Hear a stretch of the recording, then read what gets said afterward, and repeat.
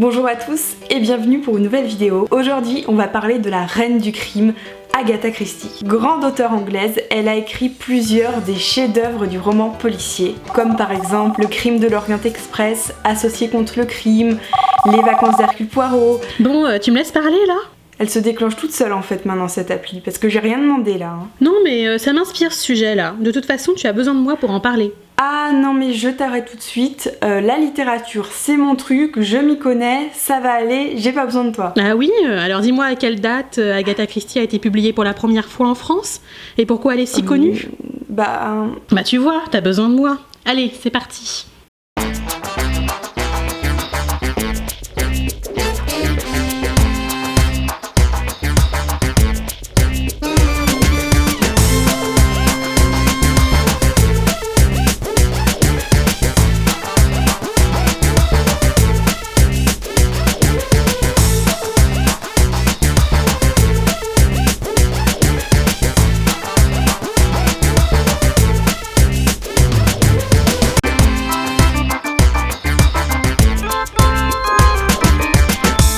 Si Agatha Christie est aujourd'hui toujours aussi connue, c'est parce qu'elle a écrit des romans qui sont encore extrêmement célèbres à notre époque. Attention cependant, ce n'est pas Agatha Christie qui a inventé le roman policier. En effet, elle n'est qu'un des auteurs les plus importants du genre. Il est difficile de dater précisément la date de naissance de ce genre littéraire. On peut quand même citer un tournant, et le début de son essor, c'est la publication de Double meurtre dans la rue Morgue en 1841 par l'écrivain américain Edgar Allan Poe. En l'espace d'une nouvelle, il va inventer une sorte de formule du roman policier. Il va en fonder les caractéristiques que l'on va retrouver par la suite. Ces caractéristiques sont au nombre de 3. La première est que le crime est a priori inexplicable car réalisé dans une pièce close. La deuxième caractéristique est l'art du raisonnement du héros et de la déduction qui va lui permettre de déchiffrer les indices. Et enfin, la troisième est un narrateur qui est à la fois le témoin et le miroir du lecteur qui va se reconnaître en lui. En Angleterre, le grand héros qui va pousser au maximum ses caractéristiques et être à l'origine des premiers best-sellers du genre, c'est Sherlock Holmes de Arthur Conan Doyle qui apparaît dans sa première aventure en 1887.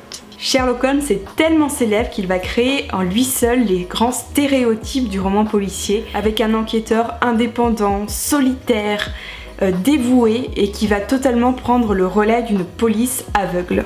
Évidemment, à la même époque, la France n'est pas en reste avec par exemple le personnage de Rouletabille de Gaston Leroux dans Le mystère de la chambre jaune en 1907. Mais le genre s'essouffle légèrement en France, sans doute à cause de la Première Guerre mondiale. L'Angleterre et dans une moindre mesure les États-Unis, à l'inverse, assurent l'essor du roman policier. Et c'est là qu'entre en scène la jeune Agatha Christie. Et pour le coup Clio, on n'a pas besoin de toi parce que on connaît plutôt bien la vie d'Agatha Christie, notamment grâce à une autobiographie qui a été publiée en 1977, soit un an après sa mort. Dans cette autobiographie, elle va nous raconter comment elle est venue à écrire des romans policiers.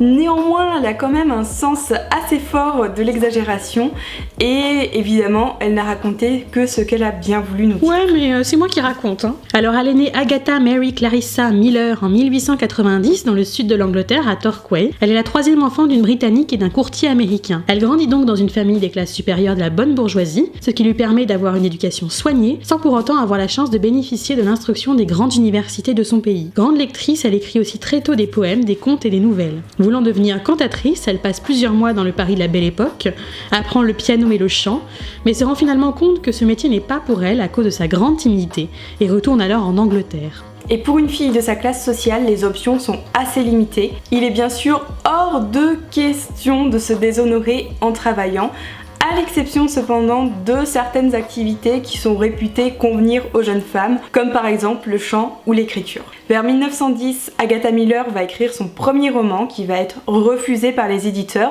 mais qui vont quand même lui conseiller de persévérer. Oui, c'est ça. En fait, le vrai accomplissement pour une jeune femme de sa classe sociale à cette époque, c'est bel et bien le mariage. Agatha Miller épouse un peu précipitamment un aviateur, Archibald Christie, en 1914, qui lui laissera son patronyme et avec lequel elle a une fille unique, Rosalind, en 1919. Pendant la Première Guerre mondiale, elle va chercher à se rendre utile en devenant par exemple infirmière bénévole ou assistante chimiste, et c'est à cette occasion qu'elle va parfaire ses connaissances en drogue et en poison, ce qui va lui servir dans ses romans. Elle écrit en même temps son premier roman qui met en scène le détective belge Hercule Poirot dans la mystérieuse affaire de Styles, qui est publié en 1920 par un éditeur, The Bodley Head, qui lui fait signer un contrat pour 6 romans. Mais en fait, elle ne vend que 2000 exemplaires de son premier ouvrage.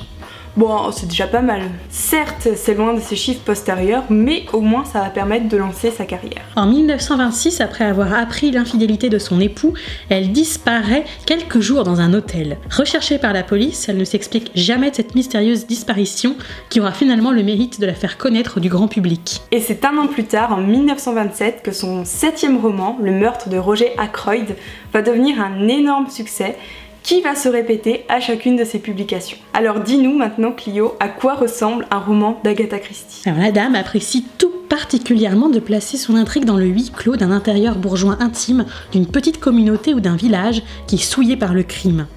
L'idée, c'est d'offrir une galerie de suspects, souvent des proches de la victime elle-même, tous possiblement coupables, sur lesquels le détective va pouvoir enquêter.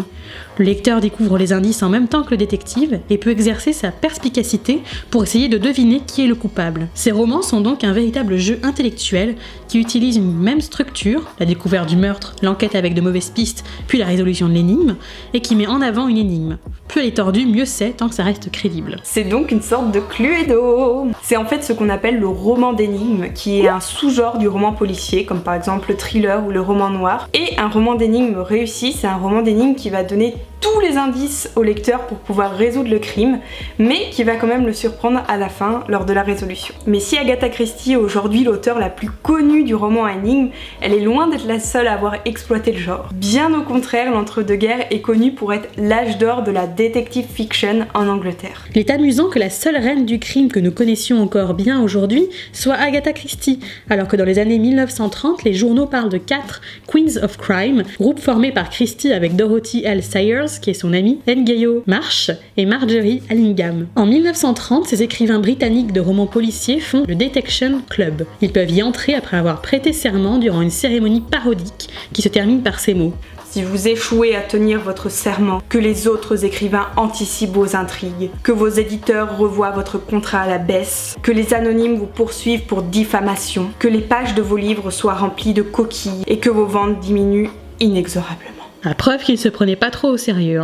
En tout cas, ils se retrouvent pour discuter de leur technique d'écriture et ont même un code de déontologie rédigé par Ronald Knox. Alors en gros, les écrivains jurent de ne pas utiliser de pouvoir surnaturel, de poison inconnu, de coïncidence, de révélation divine, de ne pas abuser des passages secrets, de présenter tous les indices au lecteur, de ne pas faire figurer un chinois dans l'histoire, un chinois. Oui, Clélia, car à l'époque, on a un peu tendance à abuser des figures de chinois maléfiques dans les romans. Et oui, mais les romans à l'époque sont encore bien racistes. Alors évidemment, même Agatha Christie ne va pas toujours respecter ses règles à la lettre. Elle va parfois fausser un peu le jeu, comme par exemple dans Les 10 petits nègres, pour ceux qui l'ont lu. En tout cas, si ça vous intéresse, sachez que ce groupe existe toujours. Si Agatha Christie n'était pas la seule, la grande question c'est pourquoi est-ce qu'aujourd'hui c'est la seule dont le grand public a retenu le nom? Raison numéro 1, le contexte favorable. Alors ça ne concerne pas que Agatha Christie, mais ça explique en partie pourquoi les ventes de ses livres ont explosé. En fait, le succès du roman policier est aussi dû à une nouvelle façon de lire et on peut même dire une nouvelle façon de consommer la lecture. Et oui, si les livres de petit format existent depuis plus d'un siècle, c'est à partir des années 1850 et surtout des années 1910 qu'apparaissent en Europe et en France les véritables livres de poche. Il s'agit d'un type de publication spécifique. Et outre le format plus petit et la qualité moindre, c'est surtout le prix qui a baissé, qui permet aux classes populaires, qui sont désormais largement alphabétisées, d'acheter des livres. Et pas n'importe quel livre, puisque ce sont les romans qui attirent le plus les lecteurs, avec des histoires qui les permettent de se divertir, de rêver d'aventures, et en se lisant plutôt facilement. En bref, explosent très rapidement des sous-genres toujours mal considérés dans le domaine de la littérature aujourd'hui, car vus comme très superficiels, le roman sentimental, le roman d'aventure, et surtout, le roman policier. D'ailleurs, pour les désigner, on parle de littérature de gare ou de romans de gare, car ils ont pour habitude d'être achetés dans les gares en fait pour être lus pendant le voyage en train. En bref, avec la révolution du livre de poche, le livre peut être transporté partout et devient un marché de masse. Le succès de ces livres de poche explose surtout dans l'entre-deux-guerres, entre 1920 et 1939, puis après la Seconde Guerre mondiale. On peut notamment noter la création de la maison d'édition Penguin en Angleterre en 1935. Ça te rappelle pas un peu quelque chose, ces dates-là, Clélia ? Évidemment. ça correspond à la date de l'explosion du roman policier. En tout cas, en France, en 1927, est créée la collection Le Masque dans la maison d'édition La Librairie des Champs-Élysées. C'est une collection qui est exclusivement dédiée aux romans policiers, publiée évidemment en livre de poche. Et devine quel est le premier livre publié dans cette collection ? Alors totalement au pif et voilà comme ça, je dirais un roman d'Agatha Christie. Bingo, c'est un livre traduit d'Agatha Christie, Le meurtre de Roger Ackroyd. Si la publication passe relativement inaperçue au début, les livres d'Agatha Christie vont vite devenir le fer de lance de la collection, et Christie son auteur vedette. Encore aujourd'hui, en France, un roman vendu sur 4 est un roman policier. Et Agatha Christie va totalement surfer sur ce contexte favorable. Elle sait très bien faire marcher le marketing, elle reste très discrète vis-à-vis des journalistes, elle se surnomme elle-même la duchesse du crime, rien que ça. Et les mauvaises langues racontent même que sa disparition de 1926 était un coup marketing. Mais son sens du marketing se voit surtout dans les dates de publication de ses romans. Même après ses 80 ans, elle continue à écrire A Christie for Christmas, un Christie pour Noël, un nouvel opus écrit en 6 semaines et que l'on s'arrache pendant les fêtes pour faire un cadeau réussi. Et du coup, on en arrive à la raison numéro 2, son extrême productivité. Comme Clio vient de le dire, Agatha Christie écrit beaucoup et écrit vite. Elle rédige environ 1 ou 2 romans par an. Elle sature totalement le marché du roman policier et d'ailleurs elle se compare elle-même à une fabricante de saucisses à la chaîne. Il est d'ailleurs probable que ce rythme effréné soit à l'origine de son écœurement vis-à-vis de son principal héros, Hercule Poirot, qu'elle trouve égoïste et désagréable, mais qu'elle n'osera longtemps pas tuer pour ne pas déplaire à ses lecteurs. Cette grande productivité a d'ailleurs été critiquée, notamment par l'auteur américain Raymond Chandler, dès 1944, dans The Simple Art of Murder. Pour lui, à force, les intrigues de Christie sont artificielles, peu réalistes, mal écrites et assez plates. On peut pas plaire à tout le monde. Raison numéro 3, son imagination qui s'appuie sur son expérience. Car si Chandler juge les intrigues d'Agatha Christie plates, on peut quand même lui reconnaître une certaine imagination, notamment pour placer ses personnages dans des univers assez exotiques et inédits. Il faut dire qu'elle s'appuie sur son expérience. Grande voyageuse, elle a découvert l'Australie, l'Afrique du Sud et Hawaï lors d'un long voyage dans les années 1920 avec son époux Archibald Christie. D'ailleurs, elle est l'une des premières européennes à pratiquer le surf, ce qu'elle raconte avec beaucoup d'humour dans son autobiographie. Sa soif d'aventure est comblée après son divorce en 1928, quand elle se rend seule à Istanbul par le biais du célèbre train de l'Orient Express qui relie l'Europe à la Turquie. Arrivée en 1930 au Moyen-Orient, elle rencontre l'archéologue Max Mallowan, qu'elle épouse sur le champ, et qu'elle accompagne par la suite dans toutes ses fouilles en Syrie et en Irak, pays alors sous tutelle française et britannique. Alors certes, elle écrit surtout ses romans dans sa résidence à Londres ou dans sa résidence secondaire à Greenway, mais cependant, elle va utiliser ses expériences pour certains de ses romans, comme Meurtre en Mésopotamie, Mort sur le Nil, Le crime de l'Orient Express, et même en Égypte antique pour La mort n'est pas une fin. Raison numéro 4, sa réutilisation des grandes caractéristiques du genre policier. Alors Agatha Christie a tendance à ne pas trop prendre de risques. Elle va utiliser une formule qui est déjà connue depuis 1841 et surtout depuis Conan Doyle. Le détective génial mais solitaire avec un grand ego et qui évolue peu. Hercule Poirot est largement inspiré de Sherlock Holmes. Le tandem entre ce détective et un narrateur dépassé par les événements qui pourra servir de porte d'entrée pour le lecteur qui se reconnaît en lui. En l'occurrence, Hercule Poirot et le capitaine Hastings. L'absence quasi totale, voire totale, d'une vie sentimentale et d'une vie sexuelle de ses personnages principaux. Ah oui, c'est moins hot que 50 Shades. L'absence également de scènes d'action, tout est affaire de réflexion et de déduction grâce aux indices et à l'étude de la psychologie des suspects. Il faut faire marcher ces petites cellules grises. Et puis à vrai dire, c'est pas forcément l'originalité qu'on recherche quand on lit un roman policier. On connaît la structure d'un roman policier ou d'un roman d'Agatha Christie, on sait comment les choses vont évoluer et on sait aussi que la qualité intrinsèque de l'œuvre peut être assez faible. Ce qu'on recherche, et ce qui fait la force des romans policiers, c'est leur intrigue et leur réflexion intellectuelle. En fait, la forme est au service du fond, et d'ailleurs des linguistes ont prouvé que l'apparente simplicité des phrases d'un roman policier va en fait augmenter la curiosité et l'excitation du lecteur, et surtout son envie d'en savoir plus. Raison numéro 5, ces romans eux-mêmes. On ne peut bien sûr pas oublier cet aspect, si elle est aussi connue aujourd'hui, c'est qu'elle a marqué le genre du roman policier. Agatha Christie est devenue un modèle, notamment en termes de construction d'intrigues, de structure du récit. Et Agatha Christie a même inventé les clichés du genre, c'est-à-dire des motifs qui sont devenus récurrents, qu'on va retrouver après elle. Ah oui, je sais, c'est le cas dans Le Crime de l'Orient Express, quand à la fin... On va quand même pas spoiler la fin iconique de l'Orient Express, hein. Ce qu'il ne faut pas oublier aussi, c'est la finesse psychologique de ces personnages. Ils vont dévoiler une certaine amoralité de la bourgeoisie anglaise de l'époque. Au fond, si on regarde bien, il y a une certaine ambiguïté, un certain regard ironique dans ces romans, notamment sur la classe sociale à laquelle elle appartient. Puis avoue, Clélia, ce qui plaît aussi chez Christie, c'est l'atmosphère so british de ses romans. Elle dépeint un monde désuet, voire suranné, celui de la bonne bourgeoisie anglaise, avec son lot de personnages stéréotypés, comme un premier lieu la vieille fille, comme Miss Marple, ou encore le vieux colonel rigide et à la retraite, l'héritier qui court à la ruine. Bref, c'est un monde qui n'évolue pas, à travers toute sa série incroyable de romans, même si elle a tendance à en dénoncer les vices cachés.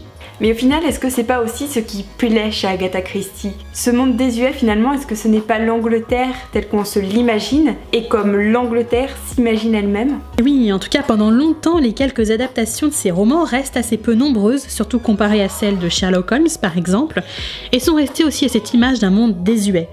Mais les choses commencent à changer. En 2014, la BBC, la télévision anglaise, a acquis les droits exclusifs des adaptations télévisées des romans, nous offrant depuis des adaptations plus sombres, plus violentes, à l'image du succès de la série télévisée des 10 petits nègres en décembre 2015. Il semble bien que ce soit aussi le parti pris de Kenneth Branagh dans son nouveau film qui adapte Le Crime de l'Orient Express. Agatha Christie est anoblie en 1971 et elle meurt en 1976. On raconte qu'elle est la seule femme pour qui le crime a payé. Pendant la Seconde Guerre mondiale, Agatha Christie va écrire 2 romans qui vont mettre fin à la vie de ses 2 principaux détectives, Hercule Poirot et Miss Marple. L'idée est bien sûr d'éviter que d'autres poursuivent l'histoire de ces héros à sa place, mais aussi de mettre à l'abri son mari et sa fille. Ces 2 manuscrits sont mis sous scellé à la banque et ils seront finalement publiés en 1975 et 1976. D'ailleurs, le 6 août 1975, Hercule Poirot bénéficiait d'une rubrique nécrologique dans le New York Times et est toujours le seul personnage de fiction à en avoir bénéficié. Elle est l'auteure la plus traduite dans plus d'une centaine de langues et aussi la 3e la plus publiée après la Bible et Shakespeare. Parmi ses œuvres, une pièce de théâtre, La Souricière, à l'origine écrite pour la radio pour l'anniversaire de la reine-mère Mary, est toujours jouée à Londres sans interruption depuis 1952. Les droits de cette simple pièce, qu'elle avait offert à son petit-fils pour son anniversaire, ont permis de rendre ce dernier millionnaire. Mais c'est peut-être pas ce qui est important de retenir de l'incroyable longévité de cette pièce et plus généralement des romans d'Agatha Christie. Et oui, au-delà des formidables intrigues bien tordues qu'elle a mises en place et qui révèlent les vices cachés des classes bourgeoises, ne peut-on pas penser qu'Agatha Christie est aussi devenue un symbole de l'Angleterre et de son esprit? Après tout, on va bien voir La Souricière comme on va voir Big Ben ou La Reine d'Angleterre. Voilà pour cette première vidéo sur la chaîne d'Iclio, on espère qu'elle vous a plu. On vous retrouve dans 2 semaines pour une nouvelle vidéo. À bientôt!